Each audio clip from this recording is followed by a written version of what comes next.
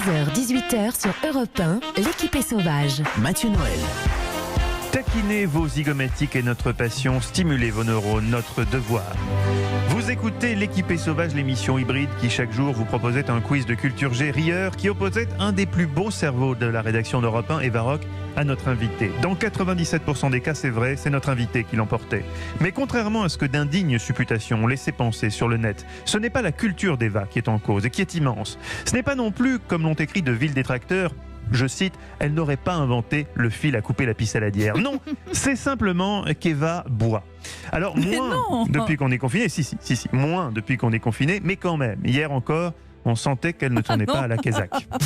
Alors une fois encore, évidemment, Shrek défonce les codes des codes de... Shrek défonce les codes des codes des comptes de...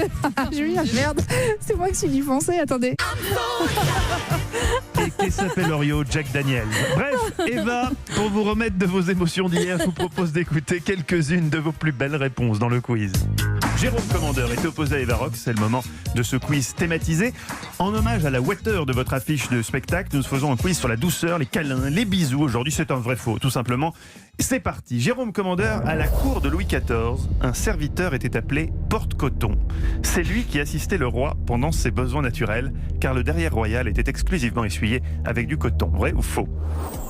Oh oui, moi ça me paraît vrai. Ça vous paraît vrai, oui. Ça vous choque pas, par ailleurs. Ça ne choque pas finalement. Non. Oui. Mais si ça se trouve, ça continue encore. Peut-être qu'à l'Élysée aujourd'hui, il y a des porte-cotons. Eh bien, c'est vrai. Porte-coton avait également la responsabilité de la chaise percée. C'est un beau métier. Elle devait être toujours prête. Vous avez, toujours percée. Surtout, oui. Peut-être que Franck Ferrand se souvient de cette époque. Oui. Alors, je suis sur la radio d'en face, mais effectivement, porte-coton.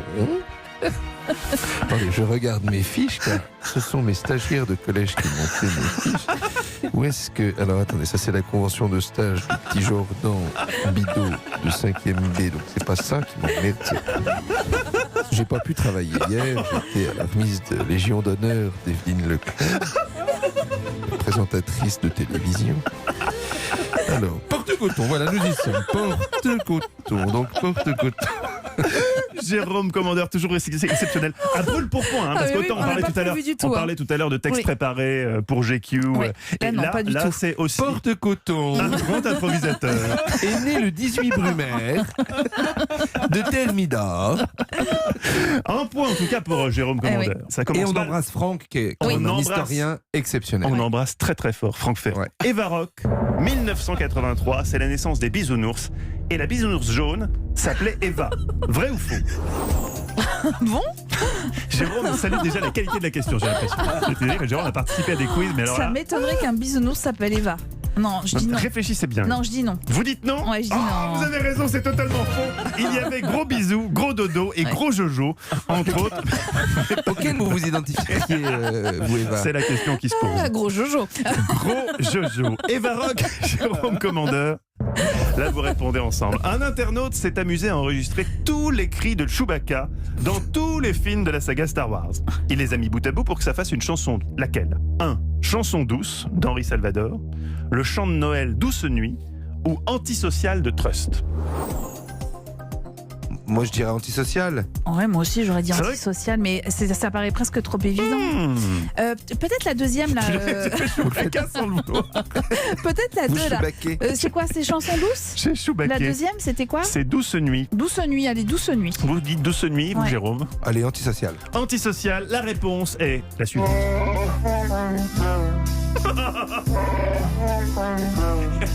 Mais c'est pas Chewbacca. Le type, il s'est mis la tête dans l'eau, il a fait des bulles avec une grosse paille. Mais quoi. c'est Chewbacca enregistré dans tous les épisodes de la saga Star Wars. Bon, mais comment osez-vous remettre en cause le travail d'un artiste ? J'ai gagné. C'est beau, c'est On beau. dirait de la sculpture sonore. C'est ça, oui. Eh bien, la vidéo a été vue près de 8 millions de fois. Elle s'intitule simplement Silent Night by Chewbacca. Voilà, ça peut. À Noël, on repasse toujours les mêmes trucs. Là, on met la version Chewbacca. Tout de suite, ça crée quelque chose dans la maisonnée. Mais j'ai gagné. Vous, oui, ça va. Oui, ça va. Eva Rock. Qui a le plus d'abonnés sur Facebook ? Franck Ribéry, Patrick Bruel ou Boo, le chien le plus mignon du monde ? Ouais, je crains le pire. Bou, le chien. C'était trop facile, puisqu'évidemment, c'était effectivement Bou, le loup de Poméranie. 16 millions d'abonnés, Franck Ribéry 1,5 million, Patrick Bruel 1,1 million. Mais Franck et Patrick sont quand même plus forts que Bou, vous savez pourquoi? Oula, je cherche la vanne. Allez-y. Non, parce que Bou est mort en janvier de cette année à l'âge de 12 ans. J'aime bien terminer sur une note positive. Jérôme Commandeur, à quoi faisait référence notre invité Michel Simès vendredi lorsqu'il déclarait: Vous avez qu'à les prendre tous les deux dans les mains et vous verrez qu'il y a une grosse différence de température. Des balles de ping-pong? Pas loin. Vous pouvez le dire, hein. Des œufs? Pas loin. Presque.